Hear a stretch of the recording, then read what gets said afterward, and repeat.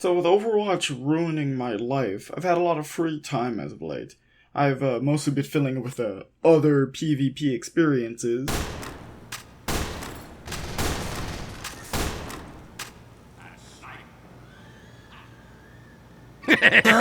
But I've been spending time with more single-player games, mostly two little roguelike looter shooters made by indie devs, Risk of Rain 2 and SYNTHETIK Legion Risings.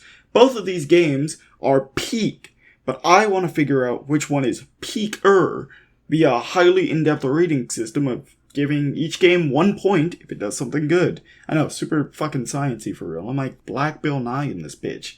But before we get into that, I'll give you a little bit of info about each game so you're not going in completely and utterly blind. Get it? It's like a boxing match. Okay, you get it. Risk of Rain 2 was released in early access on March 28th, 2019, and fully dropped on August 11th, 2020. Unlike its predecessor, Risk of Rain, it's in 3D, which means even more space to roam around and do what you do in the game. What you do in the game is that you shoot bad guys for money. And money lets you open a bunch of chests, which have items in it that range from a fucking teddy bear that can prevent all damage to a fucking rocket launcher in your back pocket that makes everything you do make everything explode. The neat quirk of Risk of Rain 2's gameplay is that the longer your run goes from going from level to level, the harder the game gets, shown by the active timer at the top right, showing you how hard shit's gonna get soon, buddy. You go through a continuous loop until you decide you're ready to fight the boss. And then you get fucking your shit pushed in, but we'll get to that. But then, on the other hand, SYNTHETIK was released on March 16th, 2018, with no early access, by the way. It got content and even a free expansion, giving the name its Legion Rising / Ultimate subtitle, because I got another one, but whatever. But the actual game is a top-down looter shooter, where you shoot bad guys with guns, very cool guns, but you also get money from that. Sometimes money can be used to open chests for other items, but most of the time they're just unlocked. You grab items that can range from just this simple, nice little grenade to the hand of God striking lightning down on your enemies. It's pretty cool. You can find items, perks, upgrades, even more guns, and oh my god, the guns. How I set this up is simple. Each time a game does something better than the other game, they get a point. I'm going to start with aesthetics, that will break down into bits, then the external factors, that will break down into certain bits, and then the gameplay. The gameplay is the super important one, so instead of being worth 1 point, the gameplay stuff is worth 2 points. Make sense? Cool? Cool. Let's go. For art design, I'm going to just have to give it to Risk of Rain 2. It's 3D, so that means it has a lot more to play with aesthetically, whereas SYNTHETIK relies mostly on its colors to really wow you. Meanwhile, Risk of Rain has several varied environments that range from cosmic to foresty to downright insane. It's crazy. But yeah, Risk of Rain 2, you get the first point. Music is, it's a bit of a tough one, but I'm just gonna have to give it to,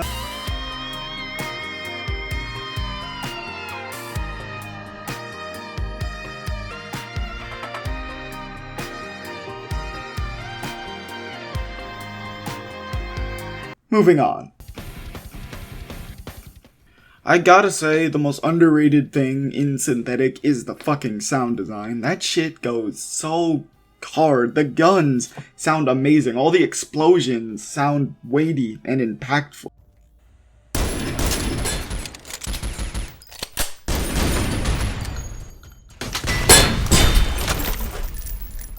Everything sounds awesome. Risk of Rain sound design is alright, but I remember what guns sound like in SYNTHETIK in comparison to whatever Risk of Rain 2 has. So, point for SYNTHETIK. Yes, I am including lore here. No, I don't know either of their games' lore. I'm gonna give the point to Risk of Rain 2 here, though, because its lore seems cooler.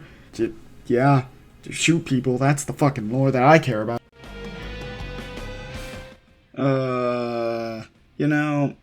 I really didn't know who to put as fandom here because when you play Synthetik, you can actively see the world chat going on underneath.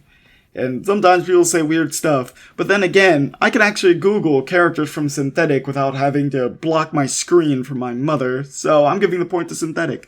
Also, remember that weird beef people started having when somebody compared, like, Blight to Poison for Acrid? And then, like, I just wanted to know which one did more damage. Why is there so much discourse behind it? Bug-wise, neither of these games are really buggy. Like, nothing. You'll probably run into a bug once every 2 hours of playtime, maybe. But, I would say that Risk of Rain 2 is buggier, but then again, that's just because it's 3D. Either way, point for Synthetik. Alright, we're at the big thing, the meat and potatoes, the gameplay. Remember, these are now 2 points for each one, because that's how important these are. These games live and die by their gameplay. Let's get right into it. Characters, I'm going to give to Risk of Rain 2, mostly because each character is wholly unique and there's no, like, bridge overlap. Unlike in Synthetik, where it has a class system and there's 2 different playable characters for each class instead. That's a good system, but Risk of Rain 2 beats it out. This is actually going to be a surprise here, but I'm going to give the item dub category to Synthetik. And that's because, I think it's because you could carry less of them. So that means they're more impactful, and plus that sound design, bro. Comparing a Royal Capacitor from Risk of Rain 2 to an Unstable Current in Synthetik, it hits so hard. All that impact that they have makes it go crazy. So items, you're going to Synthetik. I'm gonna lump enemies here as well, because enemies, like, they're what make this game difficult. Still gonna count as 1 point towards the difficulty thing, but discussing enemies. Risk of Rain 2 has enemies that you need to prioritize in how you defeat. Like, you gotta get the flying fucks, then the big fucks, then the small fucks. Anything. Not in that order, depending on what's going on. And if you don't do that, then you're easily going to be overwhelmed by the other stuff. Meanwhile, fucking Synthetik is just, fuck you, anybody can kill you at any given moment. And then it just ups the bullshit levels as you progress further and further. Like, normal enemies can wipe the floor with you in Synthetik if you're not playing well enough. But then when you get to the fucking later stages and get to the guys who can literally shoot through walls, or the guys who can teleport through your cover and say, fuck you, it's wild. It's wild. And I don't know how to say this, but I like that more in Synthetik, honestly. I guess it's because when everything is bullshit, it feels better to break through. And then when you die, you don't feel as bad. It's like, oh, because it's stupid. I got killed by the fucking guy who can shoot through goddamn walls. Meanwhile, Risk of Rain 2, it's just, oh, is that a voided Lemurian? Oh, I just got hit, and now I have a stack of collapse on me. That was a good run, and then you fall over and die. So yeah, that's another point for Synthetik. Boss fight is going to Risk of Rain 2, because Synthetik, it does have boss fights. I can't tell you about all of them, since I haven't gotten all of them, but Synthetik will actually have moments of, just destroy this thing while waves of enemies come at you. They have, like, wave boss fights instead of actual big set boss fights, which I guess adds variety, but nothing can beat just, fighting the actual sit-down bosses in Risk of Rain 2, especially when they start becoming normal enemies, so now you're thinking, oh god, what are they gonna send at me next?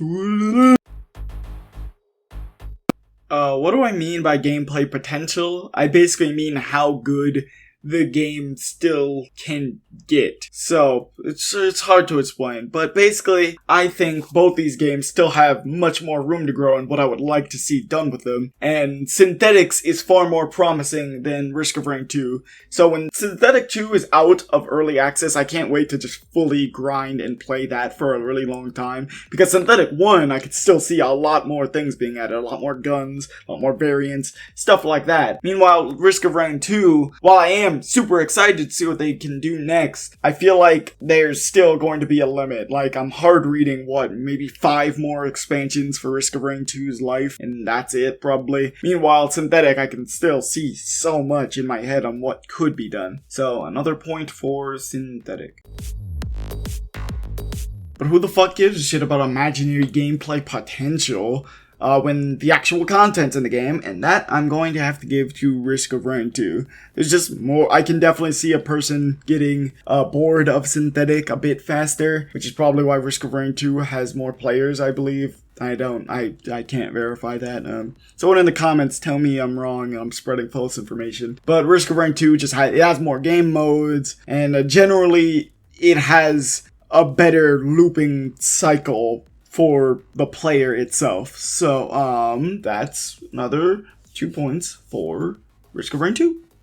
Alrighty, that's about it. Time to tally up all the totals and see which game is better.